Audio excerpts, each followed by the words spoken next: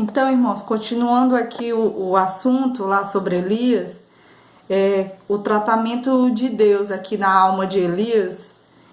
Deus fez a pergunta para ele, o que você está fazendo aqui, Elias, na caverna? E Deus deixa ele responder, porque é importante que a pessoa que está no estado depressivo, ela desabafe. Ela fale mesmo, desabafa, diz o que está sentindo, bota para fora mesmo. E aqui eu vejo a oração, sabe, como o grande escape da alma, o respirar da alma, sabe, a oração. Então, tá num estado desse, vai pro divã de Deus, vai para a oração, sabe, falar com o teu Criador. E aí o Senhor ouve ele, Elias desabafa aqui. Então, Deus diz para ele, no versículo 11: saia daí e fique diante do Senhor no monte Horebe. No monte. Eis que o Senhor estava passando. E aqui continua o tratamento de Deus. E um grande e forte vento fendia os montes e quebrava as rochas diante do Senhor. Mas o Senhor não estava no vento. Irmãos, um vento de quebrar rochas. É um negócio tremendo, né não? Um vento que racha as rochas. Depois do vento houve um terremoto. Só coisas estrondosas, né? Mas o Senhor não estava no terremoto. Não estava no vento, não estava no terremoto.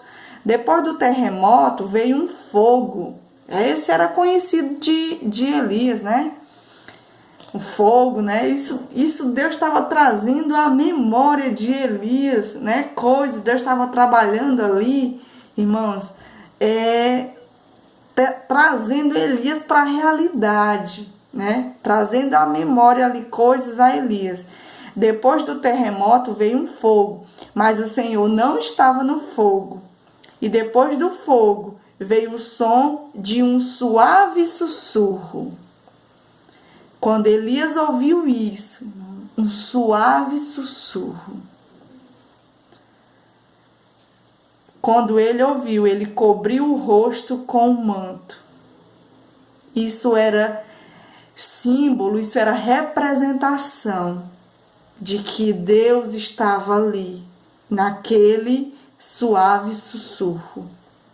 E assim como os anjos, né, os querubins, cobrem o seu rosto, essa simbologia de cobrir, irmãos, de ele cobrir, ele reconhecendo o Deus Todo-Poderoso naquele sussurro suave, né? E diz aqui, quando Elias ouviu isso, cobriu o rosto com o manto e saindo, pôs-se à entrada da caverna. Olha aí, as coisas melhorando, né? Saiu, pôs-se à entrada da caverna. E eis que veio uma voz e lhe disse, de novo, o Senhor trabalhando, né? O que você está fazendo aqui, Elias? Irmãos, o foco é você, Elias. O que você está fazendo aqui? Deus estava dizendo para Elias em outras palavras: aqui não é o teu lugar. Caverna não é lugar de cristão. Caverna não é lugar de servo de Deus, de profeta de Deus. Não é, irmão. Você pode até parar lá por algum motivo ou outro, mas lá não é o teu lugar. E o Senhor me dizia, quando eu meditava nisso aqui, nessa palavra, que muitos estão em cavernas, irmão. E num período desse que a gente está vivendo, de pandemia, de trocentos problemas nos cercando, sabe, de pressão por todos os lados, muitos estão e muitos estão querendo entrar na caverna e ficar lá. Mas o Senhor fala que caverna não é o nosso lugar. Não é. O Senhor tem tratamento para nós. Então Elias vai responder no versículo 14 pela segunda vez a mesma coisa que respondeu da primeira. Tenho sido muito zeloso pelo Senhor Deus dos exércitos, porque os filhos de Israel deixaram a tua aliança, derrubaram os teus altares e mataram os teus profetas à espada. Só fiquei eu, e eles estão querendo tirar minha vida. Observe que ele está focando sempre na mesma coisa. Ele está olhando para os problemas, né? E está se autopiedando. Só fiquei eu. Ele afirma com uma certeza tão grande que só tem ele, como se ele fosse o dominador da situação, como se ele fosse o onisciente, o poderoso na situação. Só fiquei eu, né? Isso é porque ele está com esse sentimento de medo, irmão, dominando ele, né? E assim, várias outras coisas o medo acarreta. Ele não é só o medo em si, ele é um abismo chamando outro abismo. Que se não houver uma intervenção, se não houver mesmo assim uma providência mesmo de Deus usar de outros servos, de seus servos, e aqui no caso de Elias de anjos que Deus usou, né, para falar com ele. Se Deus não usar, irmãos, o negócio fica drástico mesmo, a situação fica drástica mesmo. Mas o Senhor, ele socorre os seus. O Senhor é socorro bem presente na hora da angústia. Aí o Senhor responde para ele. Então o Senhor disse a Elias, olha a resposta de Deus quando ele pela segunda vez desabafa, a mesma coisa. Deus não é o homem, irmãos. Deus, ele tem pensamentos acima. Lá em Jeremias 29:11, os meus pensamentos não são os vossos pensamentos. Eu quem sei que pensamentos tenho a vosso respeito.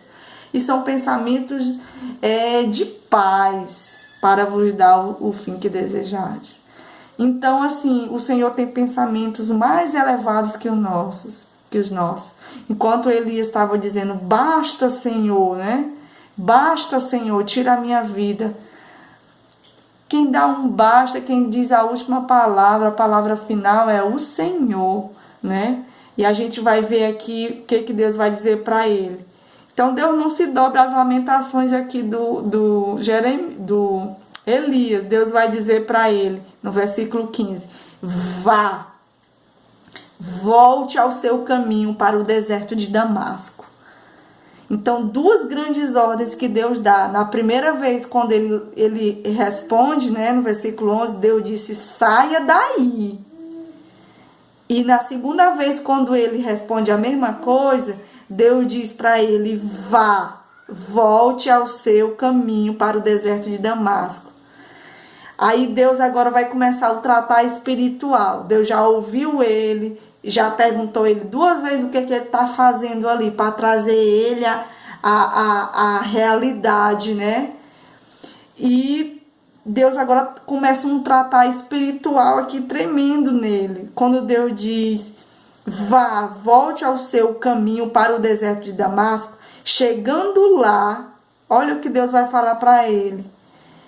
Unja Azael como rei da Síria, unja também Jeú, filho de Nissim, como rei de Israel, e Eliseu, filho de Safate, de Abel Meolá, como profeta em seu lugar. Quem escapar da espada de Azael, Jeú matará. Quem escapar da espada de Jeú, Eliseu matará.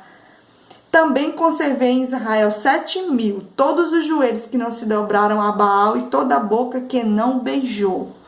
Olha aqui, irmãos, aqui, se a gente fosse entrar aqui mesmo na perspectiva até escatológica que tem nesse tratar espiritual de Deus aqui para Elias, irmão, é muita coisa boa que tem aqui. Deus vai dizer para ele coisas que vão acontecer através da vida dele. Deus está dizendo os planos que tem para ele. Para ungir Azael, rei da Síria, para ungir o Jeú, para ungir o Eliseu como substituto dele. E aquilo que ele repete 2 vezes lá, que só tinha ele, Deus diz que conservou. Ele é o Todo-Poderoso, Ele é o sondador de mentes e corações. Ele é quem sabe de todas as coisas e governa todas as coisas. Ele diz, eu conservei em Israel 7.000, todos os joelhos que não se dobraram a Baal e toda a boca que não beijou. Então, irmãos, Elias saiu dali e tudo isso que o Senhor falou para ele aconteceu. Tudo isso. Eliseu, ele vai ungir o Azael, vai ungir o Jeú. Eles vão ser os instrumentos da justiça de Deus sobre tudo que Acabe e Jezabel fez. E quando diz que Eliseu vai ficar como profeta em seu lugar, irmãos, Eliseu pediu a porção dobrada do Espírito que estava em Elias. Ele vai fazer tudo dobrado, né? Tudo em dobro do que Elias fez, Eliseu vai fazer. Isso aqui tem um valor simbólico que aponta também para o Messias, para Jesus. Mas nós não vamos falar disso aqui. Aí diz aqui, também conservei em Israel os 7.000. O Senhor tem os seus, Ele tem o seu remanescente. Paulo vai usar esse mesmo texto aqui, vai fazer referência a isso aqui, lá em Romanos 11, quando ele está falando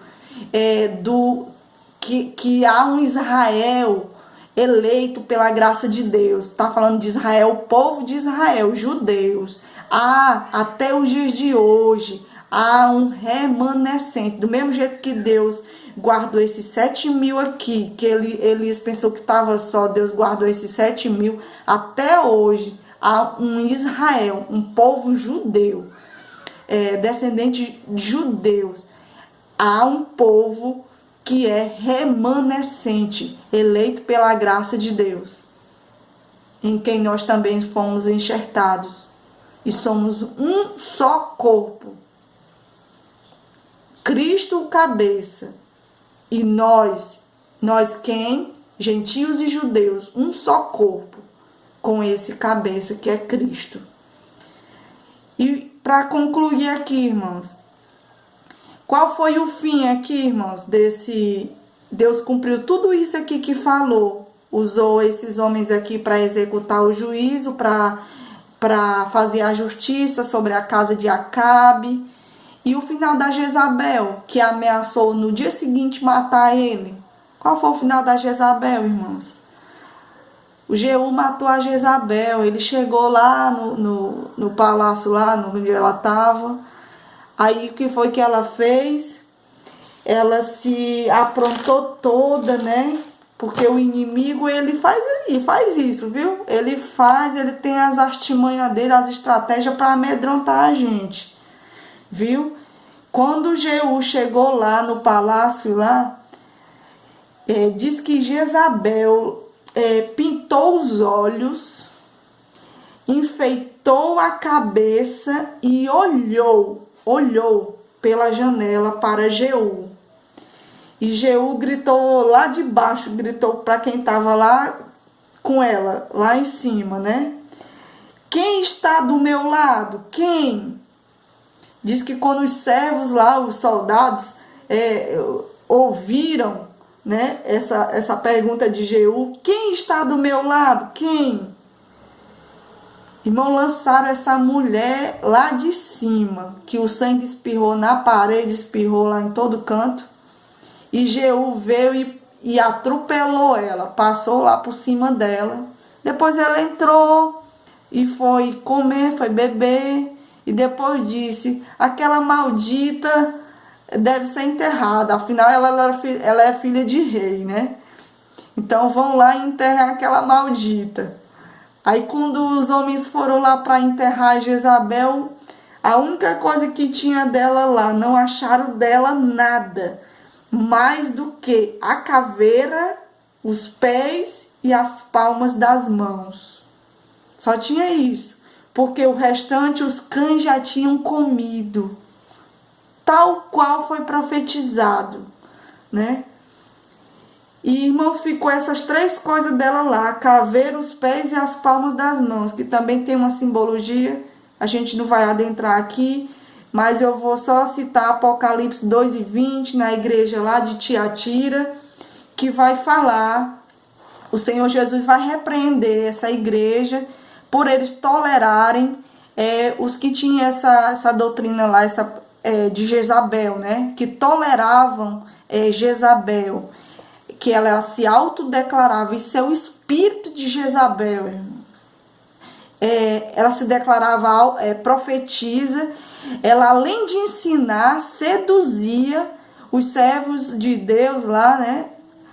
Os irmãos lá da igreja de Tiatira, seduzia para se prostituir e para comer coisas consagradas aos ídolos. Irmão, o espírito de Jezabel, ele atua do mesmo jeito nos dias de hoje. Atua do mesmo jeito nos dias de hoje. Precisamos ter muito cuidado, vigiar, né?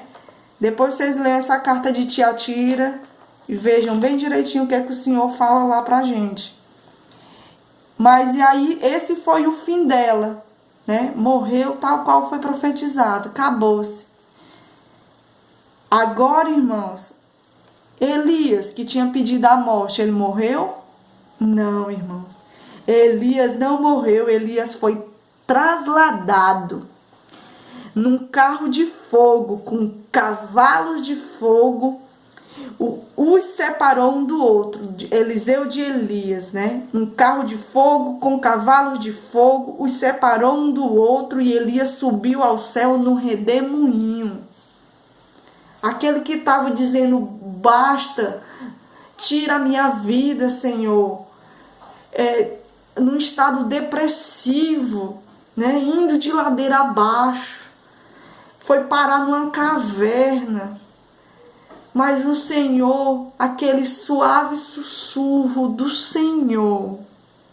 Ah, irmãos, esse suave sussurro do Espírito de Deus está agindo nessa quarentena. Em muitas casas, em muitos quartos, em muitos joelhos que estão dobrados, estão no divã de Deus. O Senhor continua a tratar o seu povo. O Senhor continua as promessas do Senhor, o que Ele tem para realizar na tua vida, na minha vida. As promessas dele estão de pé. Ele tem o controle sobre todas as coisas. É Ele quem nos guarda. Nós temos que estarmos continuamente na oração, na palavra, nos abastecendo para que o medo não venha nos dominar. A palavra de Deus, ela é fortaleza, né? Ela é poderosa para destruir fortalezas inimigas que se instauram na mente da gente e querem nos dominar, né? O Espírito de Deus, pela palavra, destrói fortalezas malignas que muitas vezes querem se instaurar na mente da gente, né? Mas nós aprendemos aqui que o Senhor, Ele é fiel, Ele é o guarda de Israel, Ele é o guarda do seu povo.